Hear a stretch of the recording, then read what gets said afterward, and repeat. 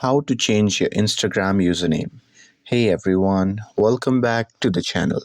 In today's video, I'll show you how to change your Instagram username.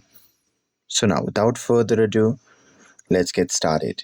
So here, first thing first, open the Instagram app on your phone and make sure that you're logged in to your account. And now here, once you're inside the app, just tap on the profile icon shown in the bottom right corner of the screen. And now here, once you are inside the profile section, just tap on edit profile button.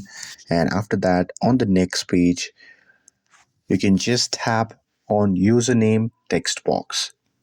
And now here, you can just delete your current username, and after that you can just enter your new username. And once you're done with it, you can just tap on the check mark icon, which can be seen in the top right corner of the screen. And now here, once you tap on it, the username will be saved with the new name. But remember that after changing your username, you can't change again username for 14 days. And that's it. With this, if you found this video helpful, then don't forget to like, share, and subscribe to get updated for more videos. Thanks for watching, and I'll see you in the next video.